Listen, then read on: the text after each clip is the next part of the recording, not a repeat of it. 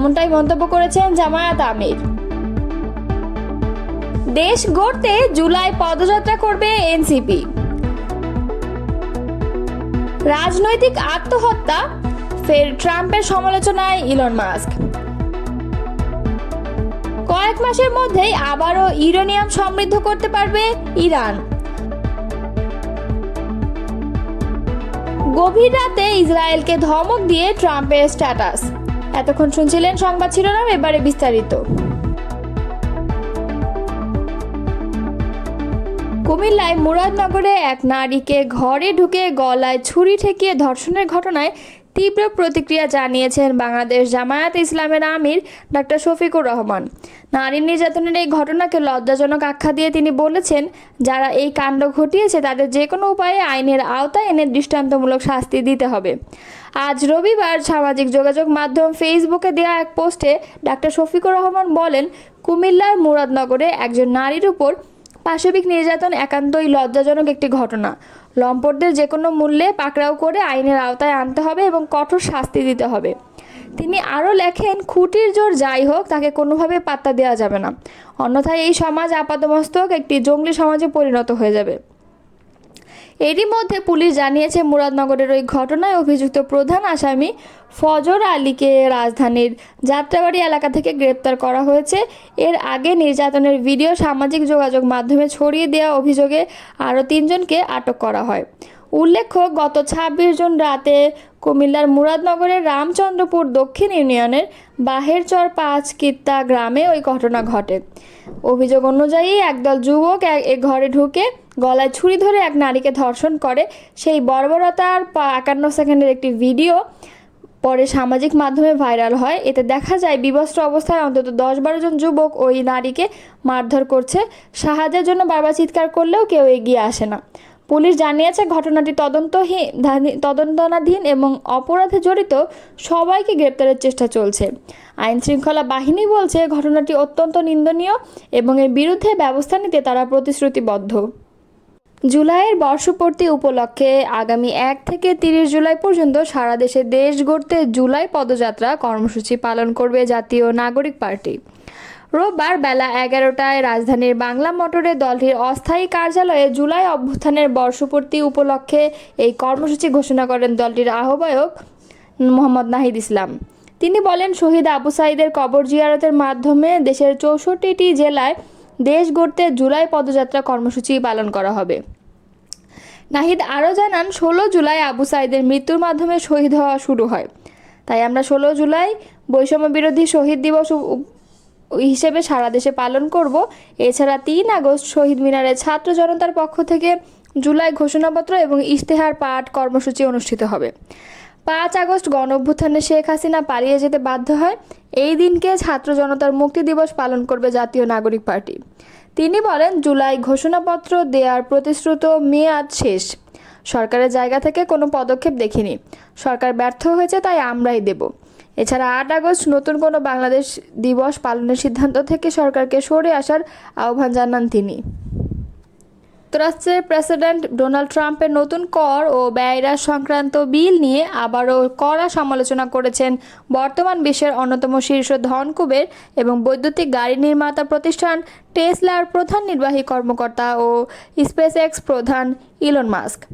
তিনি বলেছেন, ট্রাম্পের এই খসড়া বিল রিপাবলিকান পার্টির জন্য রাজনৈতিক আত্মহত্যা হবে। একই সঙ্গে এই বিল যুক্তরাষ্ট্রের লাখ লাখ চাকরি ধ্বংস করবে এবং ভবিষ্যতের শিল্প খাতগুলো মারাত্মকভাবে ক্ষতিগ্রস্ত হবে বলেও মন্তব্য করেছেন তিনি। রোববার এক প্রতিবেদনে এই তথ্য জানিয়েছে সংবাদ মাধ্যম টিআরটি ওয়ার্ল্ড।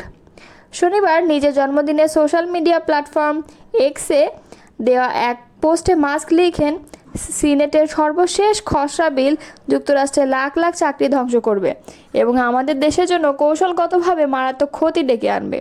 এটি অতীতের শিল্পগুলোকে প্রণোদনা দিচ্ছে, কিন্তু ভবিষ্যতের শিল্পগুলোকে ব্যাপকভাবে ক্ষতিগ্রস্ত করছে। তিনি আরও বলেন, এই বিল রিপাবলিকান পার্টির জন্য রাজনৈতিক আত্মহত্যা হবে। টিআরটি ওয়ার্ল্ড বলছে, এই মন্তব্যের মাধ্যমে মাস্ক ও ট্রাম্প প্রশাসনের মধ্যে চলমান উত্তেজনা আবারও নতুন মাত্রা পেল। মাস্ক কিছুদিন আগেই সরকার পরিচালনার দক্ষতা বৃদ্ধির একটি দপ্তরের প্রধান হিসেবে কাজ শেষ করে ট্রাম্পের প্রশাসন ছেড়েছেন। তবে এরপরও তিনি স্পষ্ট জানিয়ে দিয়েছেন যে ট্রাম্পের এই বিল নিয়ে তিনি একমত নন। প্রায় 1000 পৃষ্ঠার এই খসড়া বিল নিয়ে সিনেটররা এখনও আলোচনা চালিয়ে যাচ্ছেন। ট্রাম্প চান বিলটি 4 জুলাইয়ের মধ্যে পাশ করানো হোক, কিন্তু অনেক রিপাবলিকান সদস্য এর মধ্যে থাকা বিপুল ব্যয়ের বিষয় ও ছাড়ের যৌক্তিকতা নিয়ে চিন্তিত। প্রেসিডেন্ট ট্রাম্প বিলটিকে বড় সুন্দর বললেও মাস্ক আগেই একে ঘুষখোরদের বিল এবং জঘন্য অপমানজনক উদ্যোগ বলে আখ্যা দেন। এক পর্যায়ে তিনি বলেন, যারা এই বিলের পক্ষে ভোট দিয়েছেন আপনারা জানেন আপনারা ভুল করছেন, লজ্জা হওয়া উচিত।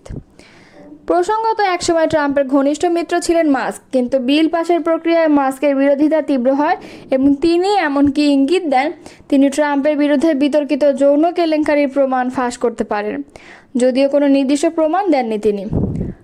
পরবর্তীতে মাস্ক কিছু মন্তব্যের জন্য দুঃখ প্রকাশ করেন এবং বলেন তিনি কিছুটা বেশি বলে ফেলেছিলেন। ট্রাম্পও তখন নিউ ইয়র্ক পোস্টে এক সাক্ষাৎকারে বিষয়টিকে ক্ষণিক উত্তেজনা হিসেবে উল্লেখ করেন এবং বলেন, আমি ওকে দোষ দিই না। মার্কিন প্রেসিডেন্ট ডোনাল্ড ট্রাম্প আবারও গাজা যুদ্ধবিরতি চুক্তির আহ্বান জানিয়েছেন। এবার অনলাইনে প্রকাশিত পোস্টে ইসরায়েলকে এক প্রকার ধমক দেন মার্কিন প্রেসিডেন্ট। খবর দ্য টাইমস অফ ইসরায়েল। অপহৃত জিম্মিদের ফিরিয়ে দেওয়ার লক্ষ্যে চুক্তিটি করতে ইসরায়েলকে চাপ ও হামাসকে আহ্বান জানান ট্রাম্প। স্থানীয় সময় রোববার গভীর রাতে ট্রুথ সোশ্যাল নেটওয়ার্ক ট্রাম্প লিখেন, গাজায় চুক্তি করুন, বন্দীদের ফিরিয়ে আনুন। ডিজেটি। ওই পোস্টে তিনি ইসরায়েলের প্রধানমন্ত্রী বেনিয়ামিন নেতানিয়াহুকে যুদ্ধবিরতি চুক্তিতে স্বাক্ষর করার জন্য চাপ দেন। এর আগে ট্রাম্প ভবিষ্যৎবাণী করেছিলেন 1 সপ্তাহের মধ্যে চুক্তি স্বাক্ষরিত হবে। প্রেক্ষাপটহীন এই পোস্টটি ট্রাম্প ইসরায়েলি প্রসিকিউটরদের নেতানিয়াহুর বিরুদ্ধে মামলা বন্ধ করার জন্য দ্বিতীয়বারের মতো আহ্বান জানানোর কয়েক ঘন্টা পরে এসেছে।